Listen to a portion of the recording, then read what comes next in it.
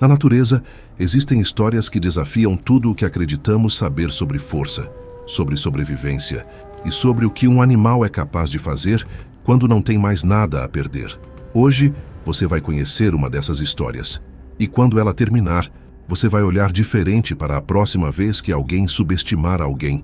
Antes de tudo, você precisa entender como funciona uma matilha de lobos, porque sem esse contexto, o que você vai ver a seguir vai parecer impossível. Uma matilha não é apenas um grupo de animais vivendo juntos. É uma estrutura social complexa, hierárquica, com papéis definidos e regras rígidas. No topo dessa estrutura está o casal alfa. Abaixo deles, os betas, que são os lobos mais próximos do topo e que frequentemente aspiram à liderança. Depois, os intermediários. E na base, os ômegas. Os ômegas são os lobos de menor status dentro do grupo. Eles comem por último, dormem nas posições menos protegidas e são frequentemente alvos de agressões dos outros membros da matilha como forma de manutenção da hierarquia. Ser um ômega não é uma sentença permanente na teoria, mas na prática, poucos lobos conseguem escalar essa hierarquia de dentro para fora. Aqueles que tentam e falham são frequentemente expulsos. E um lobo expulso, chamado de lobo solitário, tem expectativa de vida dramaticamente menor do que um lobo dentro de uma matilha. A maioria morre em poucos meses, mas não todos. A história que você vai acompanhar aconteceu nas florestas do norte de Montana, nos Estados Unidos, em uma região monitorada há mais de uma década por uma equipe de biólogos do Serviço de Vida Selvagem dos Estados Unidos. O lobo que os pesquisadores identificavam pela tag 1173M era, por qualquer medida objetiva, um animal improvável. Ele havia nascido em uma matilha de 11 lobos. Desde filhote, demonstrava sinais que os pesquisadores descreveram nos relatórios como comportamento periférico. Ele não competia agressivamente pela comida, não buscava posição de dominância, ficava nas bordas do grupo durante as caçadas, participava, mas nunca liderava. Com 2 anos de idade, ele foi formalmente expulso. A expulsão de um lobo de uma matilha não é um evento gentil, é um ritual de violência coletiva. Os lobos de status mais alto literalmente atacam o indivíduo que está sendo expulso, uma forma de comunicação inequívoca de que ele não é mais bem-vindo. O alvo tem 2 opções: submissão total ou fuga. O 1173M fugiu. Os pesquisadores perderam seu sinal de rádio por quase 3 semanas. Quando o localizaram novamente, ele estava a 87 quilômetros do território da matilha original, sozinho, em uma região sem outros lobos, sem matilha, sem proteção. Os registros dos pesquisadores desse período são sóbrios e científicos como devem ser, mas entre as linhas é possível sentir algo diferente acontecendo. O lobo não estava apenas sobrevivendo, estava se adaptando. Lobos solitários geralmente caçam presas menores, lebres, roedores, ocasionalmente cervos jovens ou doentes. Não têm a força de grupo necessária para derrubar presas grandes de forma consistente. Mas os pesquisadores começaram a registrar algo incomum nas câmeras de trilha da região. O 1173M estava caçando alces, sozinho. Para ter dimensão do que isso significa, um alce adulto pode pesar mais de 500 quilos. Para um lobo solitário, atacar e derrubar um alce adulto sem apoio da matilha é considerado pelos padrões científicos um comportamento atípico, perigoso, quase suicida. Mas ele estava conseguindo. Não sempre. Os registros mostram tentativas falhas, perseguições que terminam sem captura, pelo menos 2 ocasiões em que o lobo foi aparentemente ferido durante a tentativa, mas também mostram sucessos, presas derrubadas, alimentação solitária, sobrevivência. Os biólogos começaram a prestar mais atenção ao 1173M. O que eles observaram ao longo dos meses seguintes foi algo que um dos pesquisadores sêniores descreveu em seu diário de campo como uma das sequências comportamentais mais incomuns que havia registrado em 22 anos de trabalho com lobos. O lobo estava sistematicamente aprimorando suas técnicas de caça. Ele mudava de abordagem entre uma tentativa e outra, experimentava ângulos diferentes de ataque, aprendia com as falhas. Em uma das sequências registradas, ele tentou derrubar um alce pela mesma técnica 3 vezes seguidas sem sucesso. Na 4ª tentativa, mudou completamente a abordagem e obteve êxito. Isso não é comportamento mecânico, isso é adaptação. 9 meses após a expulsão, o 1173M havia não só sobrevivido como havia crescido. As imagens das câmeras mostravam um animal fisicamente diferente do que havia sido expulso. Mais pesado, musculatura mais desenvolvida, postura diferente. E então aconteceu algo que os pesquisadores não esperavam. Ele voltou para o território da matilha original. Não de forma furtiva, não nas bordas como um animal com medo.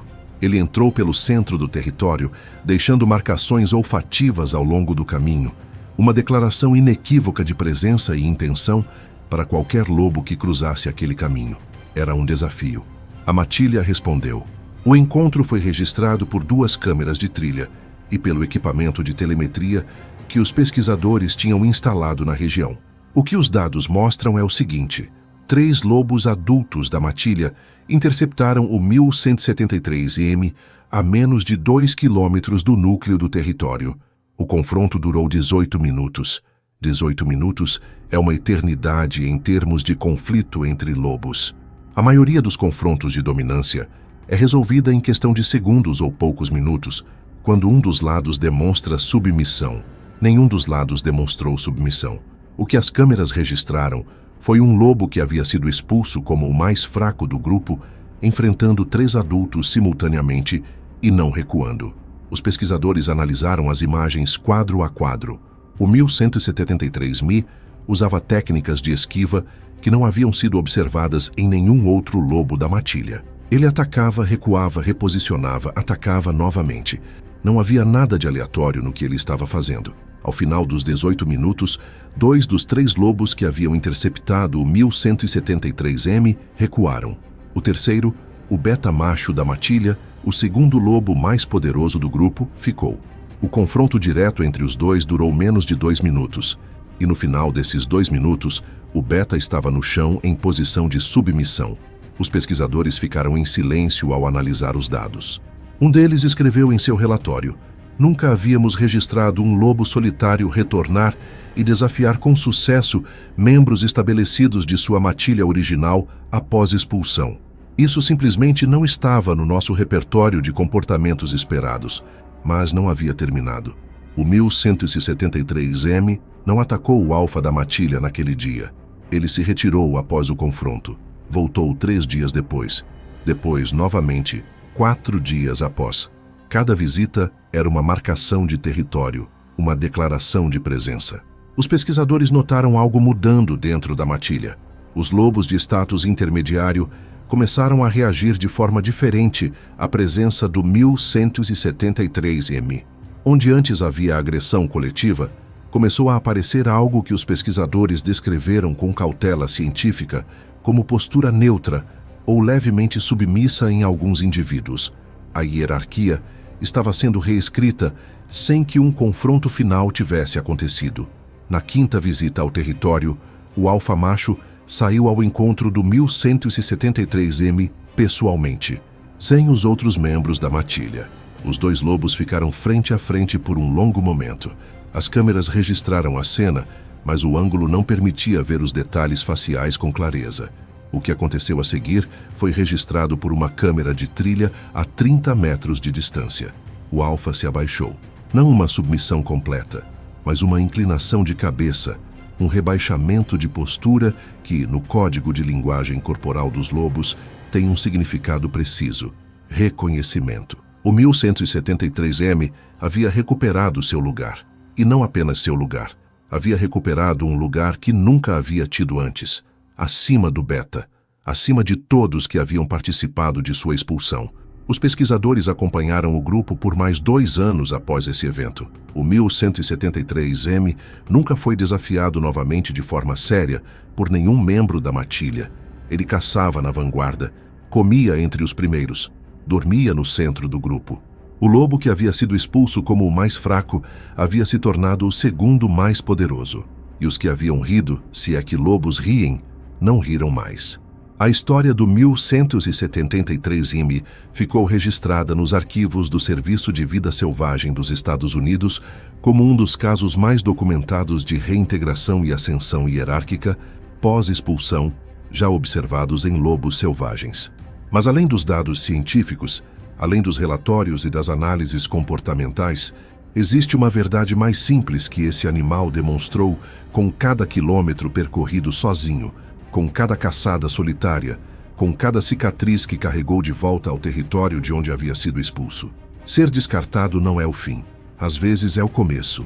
A savana, a floresta, a montanha, todos esses ambientes têm a mesma lição escondida dentro da brutalidade das suas leis.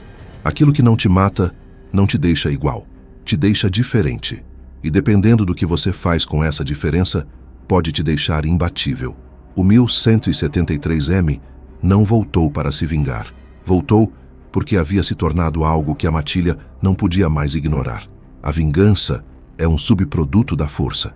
E a força ele foi buscar sozinho, longe de todos, nas noites mais frias do inverno de Montana, caçando alces que nenhum lobo sensato enfrentaria sem apoio. Ele foi buscar nos lugares onde ninguém estava olhando. E voltou diferente. Se você chegou até aqui, deixa o like porque isso ajuda demais o canal a continuar trazendo histórias reais da natureza selvagem que a maioria das pessoas nunca vai ver na vida. Ativa o sino para não perder o próximo vídeo.